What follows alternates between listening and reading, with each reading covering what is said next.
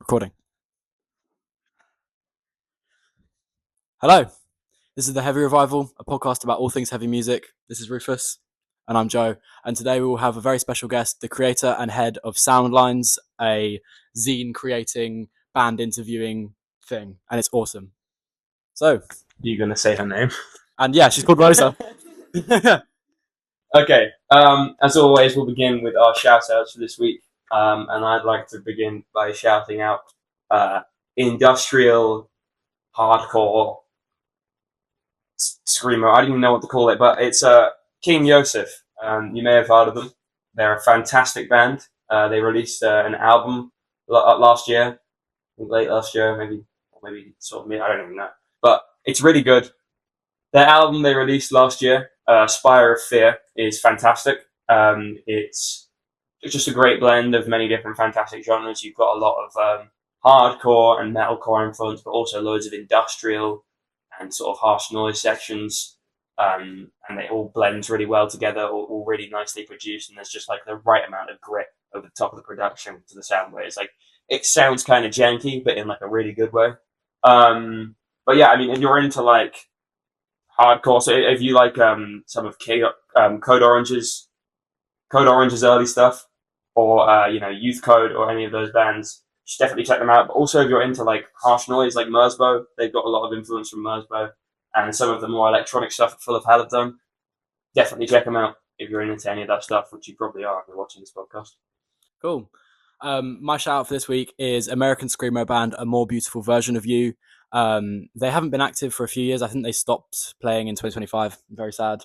But yeah, they're really cool. They've got an awesome female. They're female fronted, and she does like screams and she sings, and it's like a really nice blend of like a bit of metalcore with like screamo and then some shoegaze elements as well. And it's really right up my street. Yeah, exactly.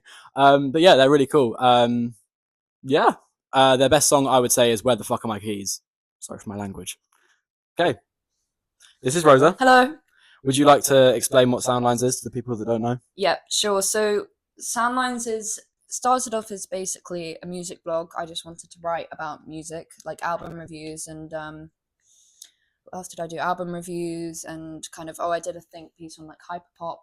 But then I really wanted to start like promoting bands, and I got really into punk, and I just heard a lot about like punk zines. So it's basically turned into a zine making business. It's mainly online, but basically it's a place where I make zines for up and coming bands who I think are really good and help them get some promotion and sort of create their image. And this is free? Yeah, it's completely free. It's like, it's non-profit.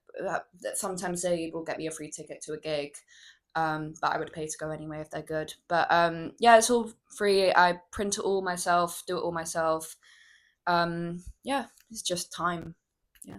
Awesome. Yeah. Cool. I'm trying to remember my questions. Excellent.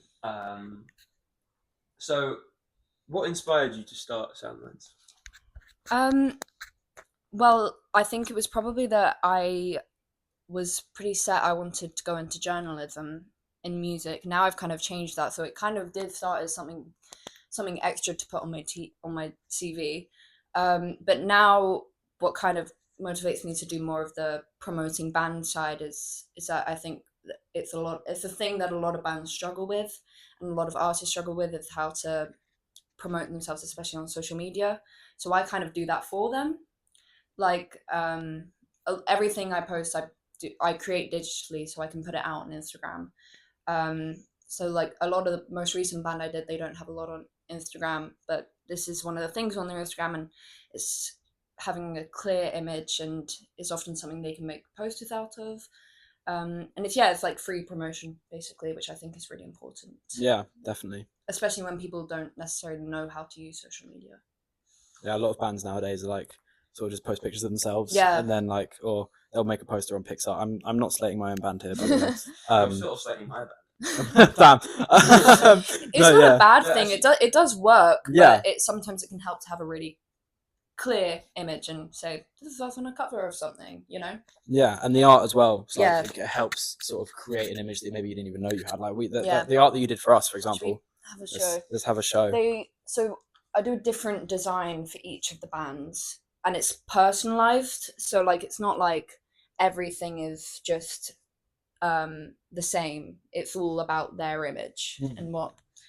Because you have a background in art, Yes, I despite doing do. music now as well as Yeah. this. But Mhm. does that background sort of help you Oh come yeah, up with these ideas? completely. I mean, completely. It's like I use all the stuff that I learned in VAD at Brit.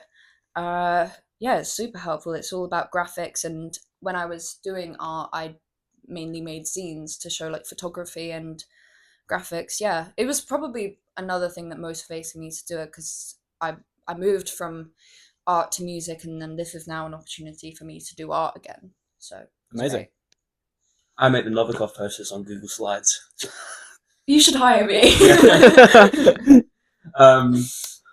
So what's the interviewing experience been like? Have there been any highlights? Any favourites? Oh, I will say that the first Barnacle Babies interview we did was fun in a car park with definitely some drunk teenagers crashing in. All just Joel's friends. All just Joel's friends. Thank you, Joel, so much. Yeah, it is definitely a bit of, there's a running theme where I have to kind of be the leader and just take them somewhere quiet. I'm just like, everyone follow me.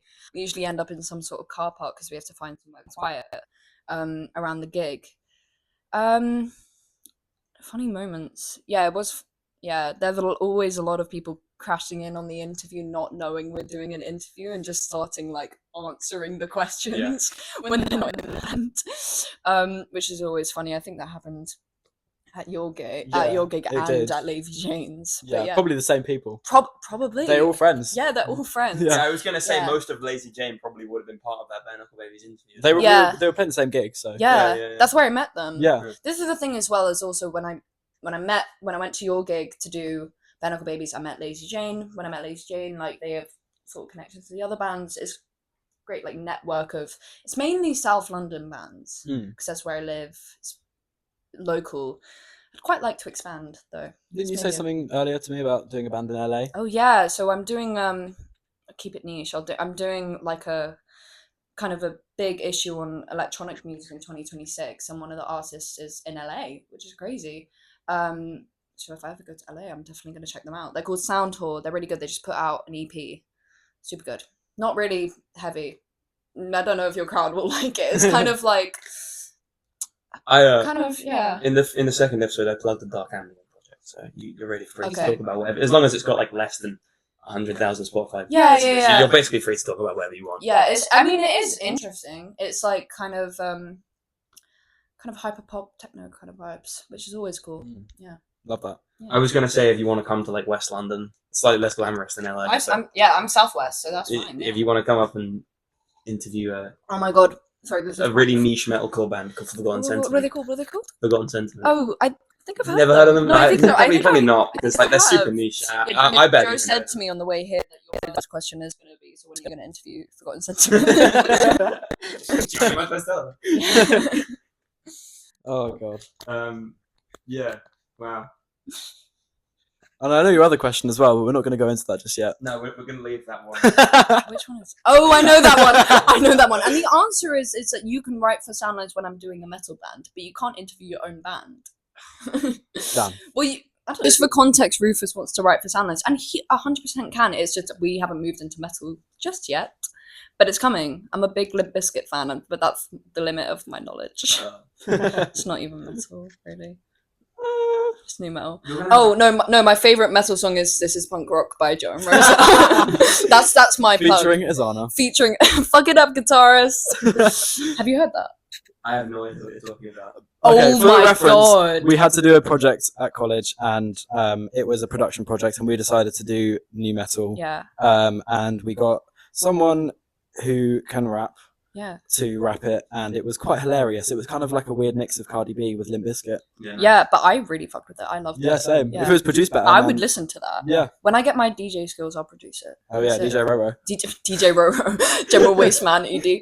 Right. Sorry. I get all of these jokes. It's alright. It's alright. So involved. We'll explain them after. Yeah, okay, brilliant. Have you got any more questions? Yeah, what's your dream interview? Right, I've had to think about this. I think probably Stevie Nicks. Okay. one, I want to be her best friend. I want to do a spell with her. The But- interview better be good then. But yeah, but two, I just want to know everything that ever happened with Fleetwood Mac. But I want her perspective because she's my favorite. I think that would be sick. And then I'd love to ask her about like her fashion. Is she a witch? Tell us the truth. I love her house. Yeah, I think that would be a great one. And then I think I also thought about maybe Joan Jett would be sick because she's a big icon for me in terms of like women in music. Like she's a lot of her past interviews about like people putting her down as a female guitarist, and I would love to dive into that. I feel like that would be really good, like for me, not just for everyone else. But yeah. Would you say women in music is a big inspiration to you? Oh, definitely. I mean, I love all the bands I've done, but I really loved the Lazy Jane interview because it was something I really resonated with. Because we were asked, let me have a look. Yeah, we asked a lot of questions about what it's like to be a girl band, and with Liv's perspective, she'd been in both a boy band and a girl band. And it was just that was probably my favorite interview, not my favorite scene. But I don't know. I like them all the same. But yeah, it was just a really nice. Sorry.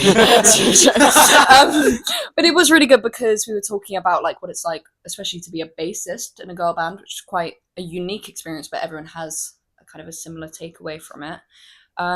So it's definitely important. That was a really insightful interview, something I related to a lot, and yeah, I really like that one. Awesome. Yeah. What's your sort of interview nightmare? Is there, I I'd don't go- know whether it's happened or not. Yeah, I won't say if it's happened. Let's make a fake one. Probably if people just like, oh, okay. A nightmare would be if no one was in the same place at the same time, and then I just had to interview like 2 people, and because I need to talk to all the band members because it's a collective. So probably if like people aren't in the same place, I mean, and it is because I have to type up the entire interview. If people are like giving really vague answers, sometimes I have to like expand and just be like make it up a bit what I think they were trying to say.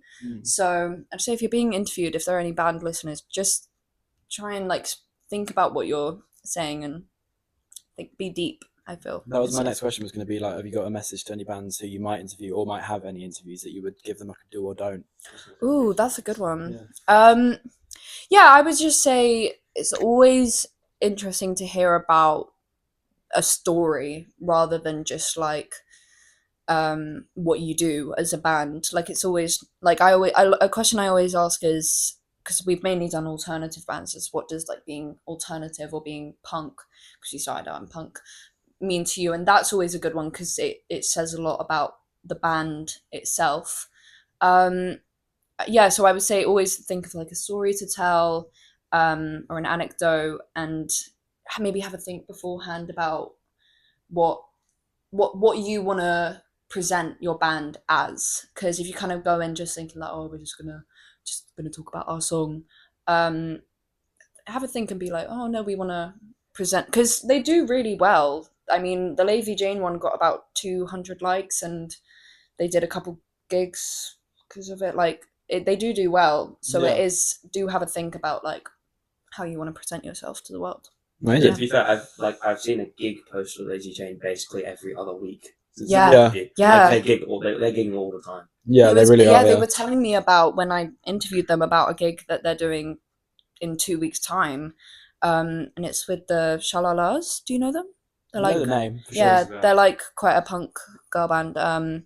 And yeah, it was really cool that they've just had like, that was their only gig that they had booked then, and they've had like 5 since. Not saying it was because of me, but you know, it is cool to like. I wouldn't go to them, but they always seem to be in some like pub in like North London on a Thursday night. yeah. Like, Yeah. it's always just that. But you know, you got to start somewhere. But I'm really devastated I didn't go to their last one. It looked so good. Yeah, I saw It- pictures yeah. of that. It looked awesome. What was that? In somewhere, I don't know where it was, but it was somewhere up far away from. Oh, Yeah, brilliant. they're usually north, Yeah, which is really they're far. north based. I'm pretty sure. aren't they? Yeah. Yeah. But yeah. I've run out of questions. So. Amazing. Yeah. Let's rack my brains here. Are there any sort of have you got any plans coming up? Obviously, you've got the electronic thing happening. Is there anything else that you've got coming up that you'd like to promote on on the very well doing podcast. Very well known podcast. Revival. 34 subs. Yeah, the electronic thing is something that I am really looking forward to because it's hopefully going to expand because we've just been doing rock so far. I'm excited for Charlie XCX's album to come out because I'm planning on writing a review for that. Oh yeah, of course, the Forgotten Sentiment Band of the Month is definitely coming. It's on the way. It's this year. I'm interviewing a band next month called Amaryllis. I know Amaryllis. They're very good. Kind of similar circle as Lady Jane. So that'll be fun. That's coming at the end of next month. Oh! This month, the band of the month is Martians Don't Scare Me, which is they're kind of an indie punk band. They just put out their first EP called Martians Don't Scare Me. It's very good. And yeah, that's coming out tomorrow. Yeah. Awesome. Yeah. And is Soundlines sort of the thing you'd want to continue with for the rest of your career? Is that like kind of the dream? The plan is to make it into a record label. Wow. Yeah. That's going to be awesome. Yeah, so when it's very far in the future, but because it's based in giving bands promotion, I'm hoping to make a record label that is also centered around promoting people not away from social media, but teaching people how to use social media to their advantage. So I'm planning to work in PR and then set it up when I've got money. That's awesome. Well, are you going to be looking at like younger bands, so people like you can bring away from the sort of sphere of like youth gigging and then make them into something a bit more like fully formed than that? I think yeah, but I don't know because I only really know young bands at the moment personally, so I guess I'll have to see because I don't really know what bands are out there. But I think that's an exciting thing though, is that we don't really know where music's going to go. So I'm trying to make Soundlines very broad, so that if I do eventually make it into a record label, then I can just do everything. But yeah, then I'll sign myself. Nice. Yeah, but yeah, that's the plan. That's awesome. Yeah. And you're going to be an ethically good record label. Yeah, unlike some of them out there. Independent. Yeah, amazing. For sure. That's what you want. Yeah, I think probably independent. I think it is either either record label or a PR company. I feel, but yeah. I'll use all the guest speaker knowledge to carry me through. You definitely know what rights you have. Oh, I definitely know the difference between a publishing label and a record label. Yeah, 100%. We've had about 5 guest speakers that say the exact same thing. Again, see, I'm just so in this. Yeah, Like, I know exactly what you guys I think I saw you there. You were in the back, I was the guest speaker, actually. Yeah, I was just saying I feel like a guest speaker right now. Yeah. Shout out Chris Chalet. Wow. Any last words about Soundlines? Sounds like a threat. That's always what I say actually at the end. Any last words? And then you kill them all. Yeah, and then they never perform again. I will just say that if there are any bands out watching, please just DM me. I answer all my messages. I promise. Yeah, just please, if you need any promotion for an EP, you want to be interviewed, we make some cool zines, and it's not limited to bands, it's not limited to anything. I always go to gigs and just if I see someone perform who I think is good, just introduce myself. So just do the same to me. I'll help you out. That is true that she answers all her messages, by the way. I do. The first message with you was about how my cousin looks like you. Yeah, and I replied to that, exactly. Which is crazy because I'd never spoken to you before. Yeah. It's true though. Like but you know, I feel like you said that to me at the Bare Knuckle Babies gig as well. Oh yeah, and then I saw you, and then you showed me a picture, and you were like, yeah, like they saw Loki, yeah, yeah, Loki, yeah, yeah. And I have a lot of cousins, so you could well be my cousin. Well, you got to get that. Like, yeah, we'll get like that. Yeah. It's your roots and his hair; they match up. My mum's ginger. Well, there you go. Yeah, well, there you go. Amazing. Well, we have been the Heavy Revival. Remember to like and subscribe on YouTube and follow us on Spotify and Amazon Music, or anyone uses Amazon Music. And I use Amazon Music. Oh my god, that is what we say on every episode. Oh my god, and now you've got someone. I'll get you on my Alexa. Make sure you follow Amazon Music because Rosa uses Amazon Music. Yeah. Oh, yeah. And we'll see you very soon. Goodbye. Bye bye.